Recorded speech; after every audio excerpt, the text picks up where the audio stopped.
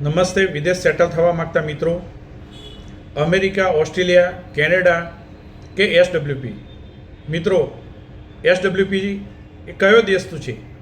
ચલો આજે હું એસડબ્લ્યુપી વિશે તમને જણાવું. મિત્રો, આજકાલ ઘણા મિત્રો વિદેશ જવાનું સપનું જોઈએ છે. દરેક મિત્રો માટે વિદેશ જવું અને ત્યાં સફળ થવું શક્ય નથી. આજે અમેરિકા, કેનેડા અને ઓસ્ટ્રેલિયામાં સ્થાયી થવું ખૂબ મુશ્કેલ બની રહ્યું છે. જો વિદેશમાં તમારી ડિગ્રી અને કુશળતા પ્રમાણે તમને નોકરી નથી મળતી તો વિદેશમાં એક સારું ભવિષ્ય બનાવી શકાતું નથી અને ત્યાં સારી તક મળવાની પણ કોઈ ગેરંટી નથી. ઘણા લોકો નીચલા પગારની નોકરીઓ કરવા માટે મજબૂર થઈ જાય છે. અમેરિકામાં હમણાં ગેરકાયદે રહેતા હજારો ભારતીયોને દેશમાં પરત મોકલવામાં આવ્યા. વિદેશમાં ભવિષ્ય હંમેશા સુરક્ષિત હોતું નથી. એસડબ્લ્યુપી એક શાંતિપૂર્ણ અને નફાકારક વિકલ્પ હોઈ શકે. વિદેશ જવા માટે તમે જે 1 કરોડ રૂપિયા ખર્ચો છો તે જ રકમ જો તમે એસડબ્લ્યુપીમાં મૂકી દો તો તેનાથી તમને દર મહિને નક્કી આવક મળી શકે છે અને તમારી મૂડી પણ બજાર સાથે વધી શકે છે. તમે દેશમાં રહી અને પરિવાર સાથે એક આરામદાયક જીવન જીવી શકો છો. ચલો હવે હું તમને એસડબ્લ્યુપીને સ્ક્રીન ઉપર સમજાવું. હું તમને અહીં કોઈ ફંડનું રેકમેન્ડેશન આપતો નથી. જસ્ટ આ એક ઉદાહરણનો ભાગ છે.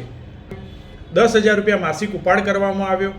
30 નવેમ્બર 2022 એટલે કે એક્ઝેક્ટલી 20 વર્ષમાં તમે 24 લાખ અને 10,000 રૂપિયા વ્યાજ ખાધું. તે છતાં તમારી મૂડી 20 વર્ષ બાદ 15 લાખના 5 કરોડ અને 25 લાખ થઈ ગયા. જ્યારે વ્યાજ અને તમારું બજારનું મૂડી બંને થઈને 5 કરોડ અને 50 લાખ જેવી થવા જાય છે. કમસે કમ તમને 22.5% જેવું રિટર્ન મળવા પાત્ર છે. મિત્રો, આ એક ભૂતકાળ હતો. જરૂરી નથી કે દર વખતે આવું પણ થાય.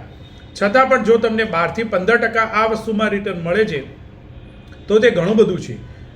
જો તમે 1 કરોડ રૂપિયા આવી રીતે મૂકી અને 60 થી 70,000 રૂપિયા દર મહિને ઉપાડ કરી અને તમારી મૂડીને બજારમાં છોડી દો છો તો તે ખૂબ આગળ વધી શકે છે અને ભવિષ્યમાં તમે આ રકમને પણ તમારી ઉપાડની રકમને વધારી શકો છો. જ્યારે તમે દેશમાં રહી પરિવાર સાથે કોઈ નાનો મોટો નોકરી ધંધો કરીને પણ એક સારી આવક કમાવાનો ચાન્સ મેળવી શકો છો. ભારતમાં પણ આજે ઘણી બધી તકો રહેલી છે. તો મારા માટે વિદેશ જવા કરતાં આજે એસડબ્લ્યુપી અને મારા પરિવાર સાથે રહેવું મારા માટે વધુ સુખદાયક અને સમજણભર્યું કામ છે. Thank you.